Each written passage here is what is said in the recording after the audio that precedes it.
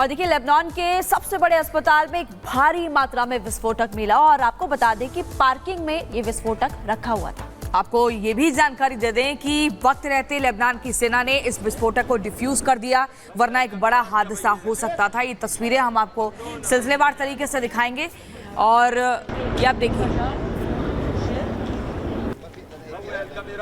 तो देखिए आपको दिखा रहे हैं तस्वीर और विस्फोटक का पता चला और लेबनान की सेना ने विस्फोटक को डिफ्यूज किया है। ये आपको बड़ी खबर के तौर पर भी बता रहे हैं। अब तक कई लोगों की जान जा चुकी है, कई लोग जो है वो घायल भी हो चुके हैं। लेकिन एक और तस्वीर इस वक्त आपकी टीवी स्क्रीन पर, अस्पताल में भारी मात्रा में विस्फोटक रखा हुआ था।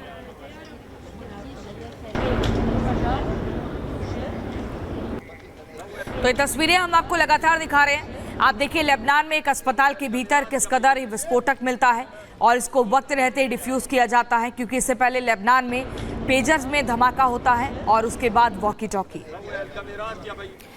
बिल्कुल ये तस्वीरें आपको दिखा रहे हैं, लेकिन लेबनान और सीरिया में जो यहाँ पर बैक टू बैक आपने देखे विस्फोट हुए, उसको लेकर के हिजबुल्लाह आरोप लगा रहा है कि इसके पीछे इजराइल का हाथ। और सबसे बड़ा सवाल ये खड़ा होता है, क्या सच में इसके पीछे इजराइल का हाथ है?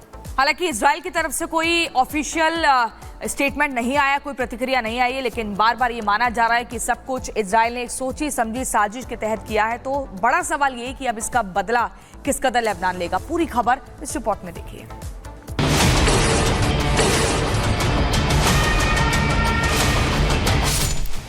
PETN बम बना पेजर, लेबनान में ऑपरेशन बीपर। मोसाद का कोडेड संदेश, सीरियल ब्लास्ट से दहले दो देश। इन तस्वीरों को जिसने भी देखा वो दहल गया। किसी ने सोचा भी ना होगा कि एक 3 इंच का पेजर मौत का हथियार बन सकता है। हर बीतते वक्त के साथ लेबनान और सीरिया में मौत का आंकड़ा बढ़ रहा है। हिजबुल्लाह दावा कर रहा है कि इजराइल ने पेजर में विस्फोटक छिपाए थे। विदेशी मीडिया के मुताबिक हर पेजर में 20 से 30 ग्राम विस्फोटक छिपे थे। इजराइल ने इस वॉर को एक अलग तरीके का टेक्नोलॉजिकल टर्न दे दिया है, जो मुझे लगता है अब इस वॉर को और डर्टी करता जाएगा, खराब करता जाएगा, गंदा करता चला जाएगा। क्योंकि अब अटैक की कहीं कोई सीमा नहीं रहेगी। किसी के पर्स में, किसी के हाथ में, किसी की जेब में अगर वो पेजर है और वो एक्सप्लोड करता है, चाहे वो मोबाइल्स हों, चाहे पेजर्स हों, कुछ भी हों। और इसकी वार्निंग ऐसा नहीं है कि लेबनान के फॉरेन मिनिस्टर ने नहीं दी थी, दी भी थी, बट अबव ऑल ये कर दिखाया है इजराइल ने। एक वॉर को एक अलग ऊंचाई पर ले गई है। मंगलवार को इन पेजर्स में मैसेज आया और फिर सिलसिलेवार धमाके शुरू हो गए। साइबर सिक्योरिटी एक्सपर्ट ने माना कि ये धमाके मॉडिफाइड डिवाइस की वजह से हुए। अब सवाल ये कि जिन पेजर को हिजबुल्लाह ने ताइवान से लेबनान मंगाया, उस पर इजराइल की नजर कैसे पड़ी? तो दावा यह भी कि शिपिंग के दौरान जब ये पेजर नजदीक के पोर्ट पर रोके गए, तो इसी दौरान मोसाद ने अपने मकसद को अंजाम दिया। इस साल अप्रैल से मई के बीच ताइवान से लेबनान भेजा गया था। हिजबुल्लाह ने 3000 पेजर लेबनान में अपने लड़ाकों को दिए और 2000 पेजर्स सीरिया को ईरान के सहयोगियों को दिया। मोसाद ने पेजर्स में जिन विस्फोटक को लगाया, उसे डिवाइस या स्कैनर से डिटेक्ट करना मुश्किल था। हिजबुल्लाह के पेजर के अंदर मोसाद ने PENT फिट किया था। ये एक तरह का विस्फोटक है जिसे पेजर्स की बैटरीज पर लगाया गया था। इन पेजर्स की बैटरी का तापमान बढ़ाकर इसे विस्फोट किया गया। साफ है कि मोसाद की यह साजिश महीनों से चल रही थी। तकनीक का इस्तेमाल कर इजराइल ने एक कम्युनिकेशन डिवाइस जो मैसेज भेजने के काम आता है, उसके जरिए तहलका मचा दिया। अगर पेजर के माध्यम से ये आक्रमण वहां हुआ है, तो एक मॉडल है जो टेस्ट किया गया था, वो मॉडल कामयाब हो गया। अब लाजमी सी बात है, आने वाले समय में ये मॉडल को मोबाइल इकोसिस्टम में भी टेस्ट किया जाएगा और हमें इस बात की तैयारी करनी पड़ेगी। हमें समझना होगा कि इस पूरी पृथ्वी में जितने मानव हैं, उनसे ज़्यादा संख्या मोबाइल फोन्स की पृथ्वी पर है। तो अगर आप मोबाइल फोन को ही स्वयं एक हथियार के तौर में परिवर्तित कर पाएं, साइबर के द्वारा, अपने विभिन्न साइबर क्रिमिनल एक्टिविटीज़ के द्वारा, तो लाजमी सी बात है तो आपको ट्रेडिशनल बॉम्बिंग करने की आवश्यकता नहीं होगी। लेबनान और सीरिया में जारी खतरे को भांपते हुए हिजबुल्लाह प्रमुख नसरल्लाह ने सभी को मोबाइल से दूर रहने को कहा था ताकि इजराइल इन्हें हैक न कर सके, उनके गुट की खुफिया जानकारी न जुटा सके। लेकिन नसरल्लाह के चक्रव्यूह को नेतन्याहू ने भेद दिया। هيدا الخليوي اللي بإيدكم يا إخوان ويا أخوات، هذا جهاز تنصت. كتار بيجي بيقول لك لما بيطلع الإسرائيلي بيضرب هدف العملاء والعملاء ومحيط العملاء وفتشوا عن العملاء. مش محتاج لعملاء أصلا، والله مش محتاج عملاء، يعني بحلف لكم يمين استغنى من زمان. هلا في بعض الأماكن يحتاج فيها إلى عملاء، بس لهي الشغلات ما عاد يحتاج إلى عملاء. टेक्नोलॉजी के मामले में इजराइल का कोई तोड़ नहीं।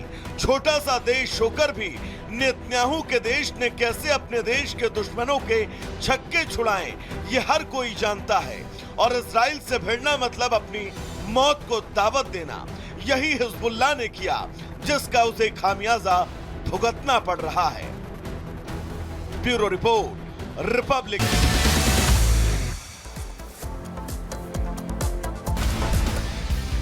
दक्षिणी लेबनान पर इजराइल का हवाई हमला, मीस एल जबल शहर में एयर स्ट्राइक, हिजबुल्लाह की संपत्तियों को बनाया टारगेट। लेबनान में 2 दिन में हजारों धमाके पेजों के बाद अब इलेक्ट्रॉनिक गैजेट्स में भी धमाका। सीरिया में लगातार 2 दिन से धमाके हो रहे हैं। लेबनान सीरियल धमाकों में अब तक 32 लोगों की मौत हुई, हजारों लोग घायल हुए। वॉकी टॉकी, सोलर पैनल में भी धमाके हुए।